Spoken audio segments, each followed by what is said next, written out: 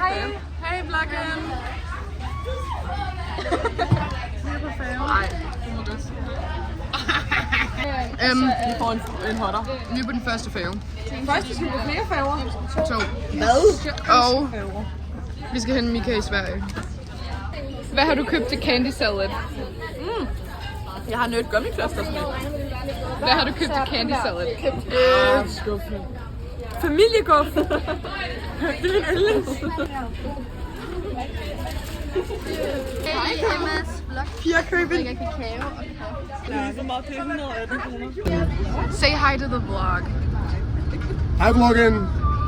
Hej vloggen! We're north of Vi er på Göteborg. bussen norr om Göteborg og klockan är...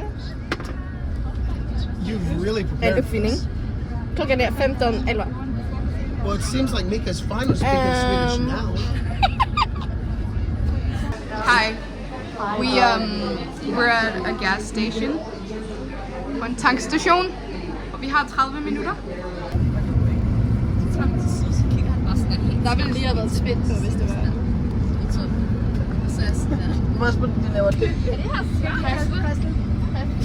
McDonald's for the win. Weird combinations.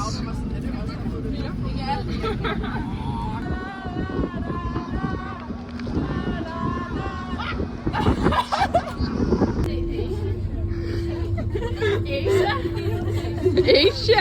Kan du se hele Asien? Welcome to Crib 418. Hey! Cheer City. Cheer City. Vil du give en tur? Ja, kom. Kom. Ja, okay, vi er lige i gang med at lave kæmpe sleepover room. Yes. Vi rykker lige forbi det. Her har vi mig og Frejas, ikke? Og soon to be Katrine og... Kat og Phyllis, vi laver kæmpe sleepover. Så går vi videre til master bedroom. Har vloggeren sig selv selvfølgelig dipset. Så rykker vi videre. Jeg har ikke engang selv set, hvad der er herinde. Lærke har lige skidt. Vi har en vaskemaskine. Okay. Kitchen og kitchen wave. Yes. Altså, jeg regner med ekstra beds. Ej, jeg Og skal de her beds er vi empty. tager så også vores ud derfra. Og kæmpe alting. Så har vi simpelthen også fundet ud af dette.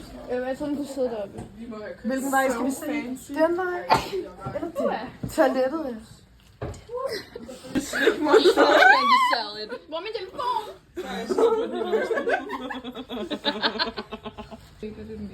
Hvad er det her? Det er en cheese roll. Skal I sige op? Den får altså en toer. Og da jeg spiser den kun fordi, at det er livsnødvendigt lige nu. Vi sidder og ser Cheers livestream, mens vi spiser frokost. Og snart skal vi mødes til sådan en indmarch åbningsceremoni. Og så skal vi træne senere. I har ret. Jeg har fået briller siden sidst. Status er, at vi skal til åbningsceremoni. Og det er orkan. Der er orkan udenfor. Jeg må se mit læser. Nogle af pigerne har været ude at sejle.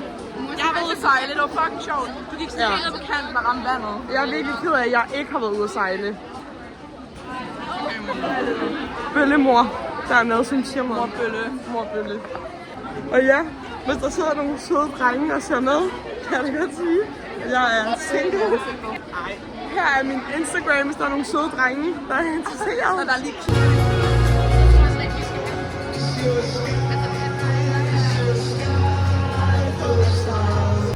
Vi har lige været oppe og hente os lidt Starbucks.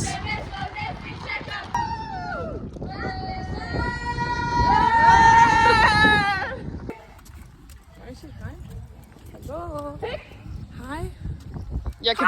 Jeg bryder mig ikke så meget om baggrundslyden i den her video.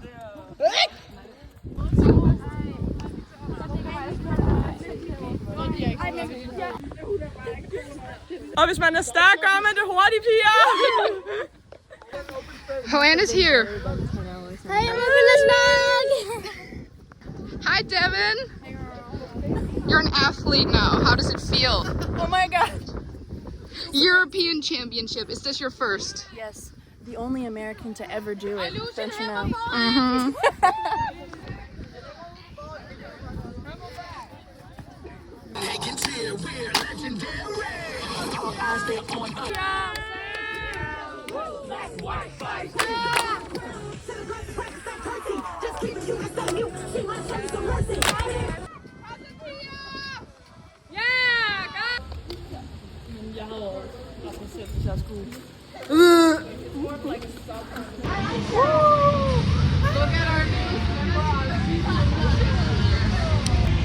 Yay!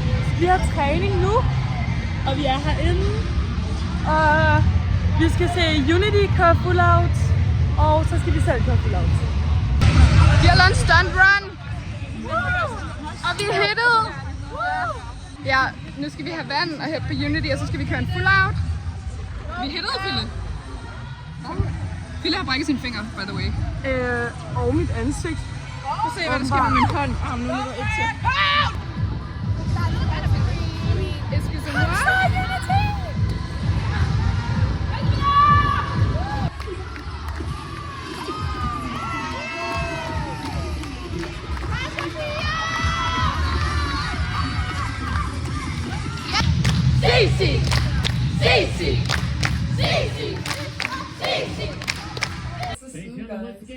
Guardians of the Wild TV Illusion.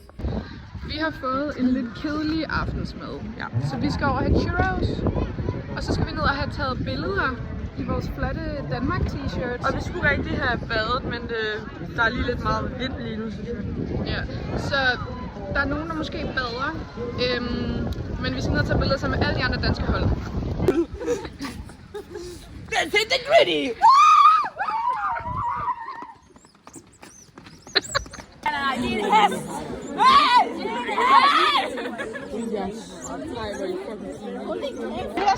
Danish picture time. Dogs.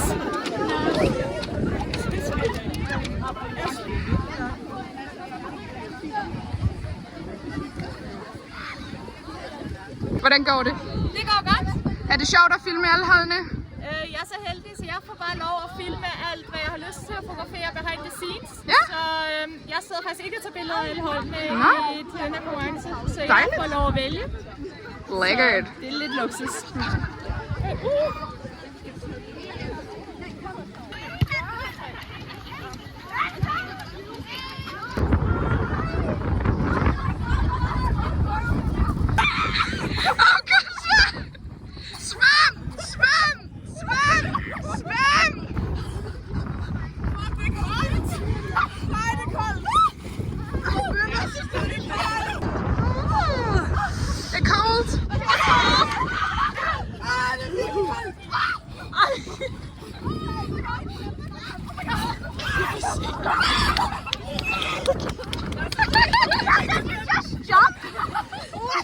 How was the jump? It was really nice. But I What did you do? A cannonball? No, I just jumped into the water. Okay. But I hit the ground because I thought it was going to be deeper. Aisha, skal du ikke i? Nej. I'm cold and I'm enjoying the beautiful view of Oslo Fjord. So You gotta stand up and fight. Det er... It's tanning. It's tanning Thursday.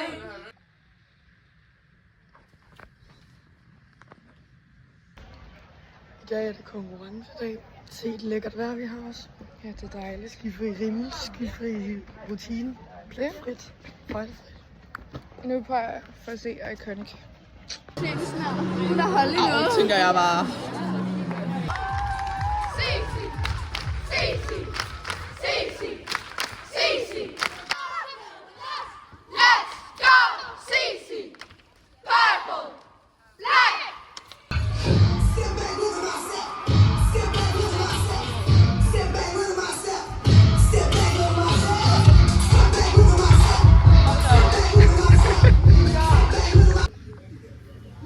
So can I put stuff in the ticket then? Devin. Slick back ponytail. We're getting ready. Sing hver aften. Seriøst. Ja, piger, det Hej. Vi er på vej over til fanzonen for at se Unity.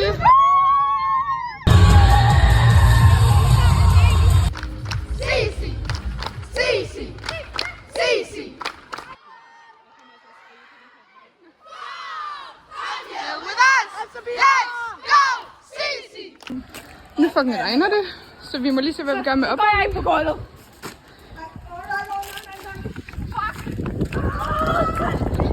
Here, give us a show. Devin, you look so ready. I know. And Devin, and then I need you look so good. You look like you're You look like an illusion athlete.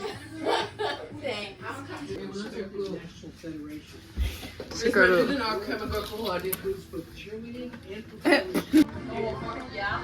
Er vi klar? Vi skal være der om 5 minutter. Ja, om 5 minutter.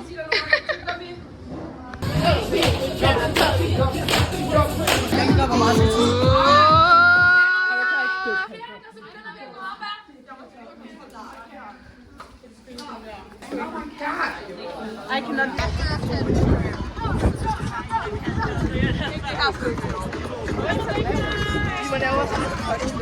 Jeg husker det, vi sagde, og jeg kæmper mig tilbage. We warmed up on the grass. How did it go? It went so good, and now we're going into the warm-up. Illusion is ready to slay the day. Slay Another the day day, away. another slay. Right.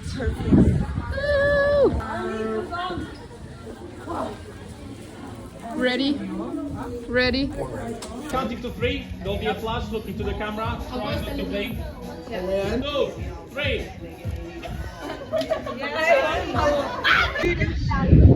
Så vores rutine, jeg har faktisk ikke opdateret efter vi kommer gulvet. I hvert fald så alt indtil running tumbling rigtig godt ud. Til og med running tumbling. Jamen, hvad er det? Du lukker bare bøtten, mand. Du lukker bare bøtten, mand.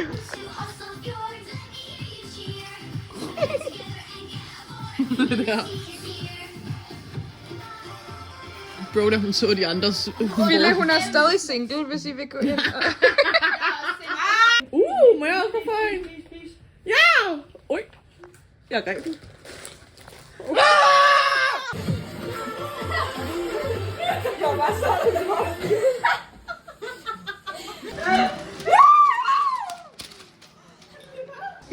How did it go for our teams? It went great. Jeg kan ikke videre til D2, og Unity leverede den bedste rutine, som de nogensinde har gjort, i hvert fald i den her sæson, til nogle konkurrencer. Så det var mega nice. Okay, I får en lang historie kort, ikke? Illusion gjorde det også godt. Og vi glæder os super meget til næste sæson, og vi glæder os super meget til at kæmpe endnu hårdere. Yes. 1-10 lasagne. Solid 7. Ja, ikke? Den er ret god. Den er ret god. Ja, ja. Bring me the box. Come on, Houdini. Houdini. Alright, Rookie of the Year. This one was pretty easy because you all almost wrote the same person's name. So this one, that's why we start with this one. So it goes to Alberte.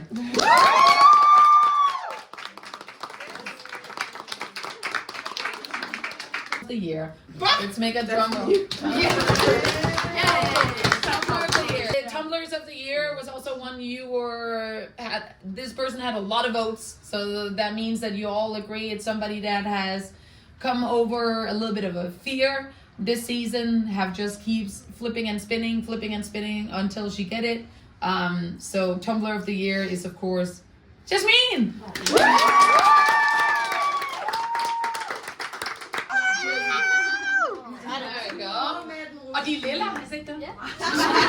But this person is just somebody that I think has just become really fast a part of our family and has come in, was ready to work, and has been willing to like get into all the stunts and willing to do all the work to improve on her tumbling, not just being like stepping up as an athlete, but also stepping up as a person, as it's just become a really important part of our team, is Philippa. I didn't know that that is most valuable player / person on the team.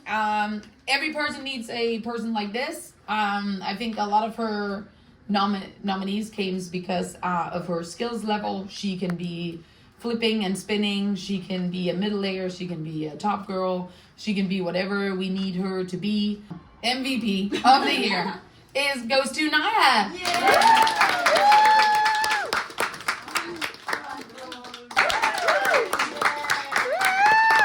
So we have a tons of strong stunter on this team. So there was a lot of different people being nominated for this one. This person is a person I also think will just do anything for CC, and we have told her that we needed her in places and we needed her to make stuff work and put people in the air and stay under it. And if we asked her to be a shoulder stand, she would have been a shoulder stand. If we would have asked her to be middle layer, she wouldn't have done that. But so stunter of the year is Augusta.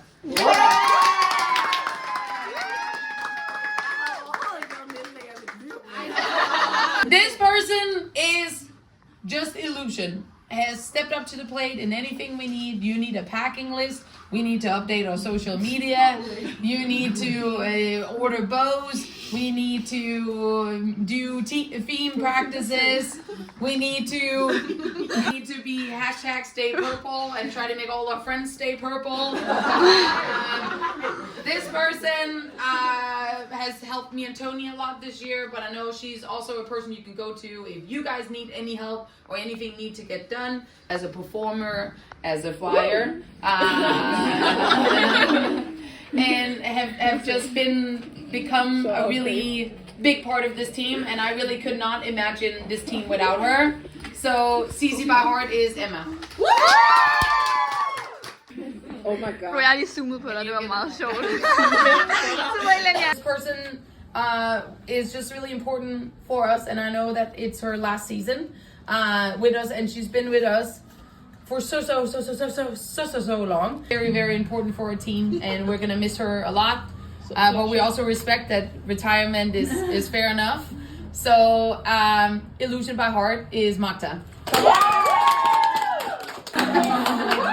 If somebody says congratulations by winning European Summer, you just say that. Vi sidder bare sammen og tuder. Hvad? Nå, vil jeg bare sige, at de her sæsoner på Illusion, har betydet rigtig meget for mig. Og jeg er rigtig glad for, at jeg har lært jer alle sammen at kende. Jeg kan jo nødt til at savne jer så meget. Men ja, jeg hæpper på jer hele vejen fra USA. Hver dag. Vi hæpper også på dig. 5, 6, 7, 8. Guys up and wild. CC Illusion. Call your mama. Bitch.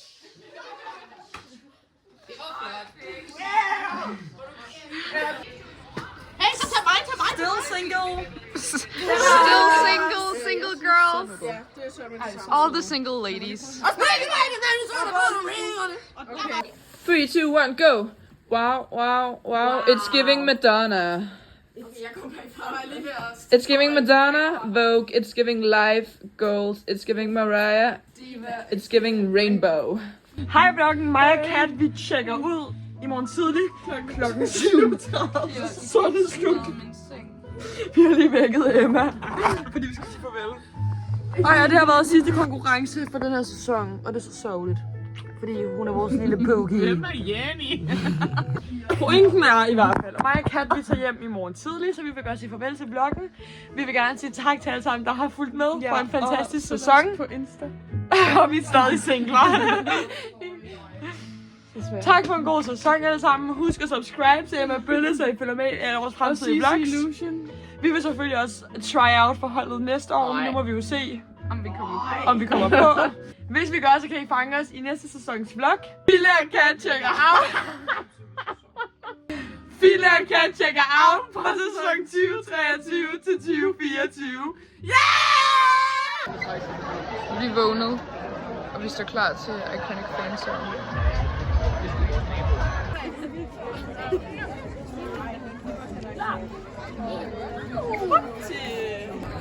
Vi står og venter på, at vi skal have frokost. Vi har været nede og stunt lidt, og vi skal ned og stunt igen. Hej vloggen. Jeg vil bare sige, at jeg har nærmest ikke været på den her vlog. Det er faktisk min sidste konkurrence. du sagt det? Det er det. Du skal sige farvel til vloggen. Jeg skal faktisk sige farvel til vloggen. It's my last season. Vi får ikke mere Hej med Bølles vlog. Vi får aldrig mere Hej med Bølles vlog. Vi får det igen. Nej. Men ikke i næste sæson. Nej, ikke næste sæson i hvert fald.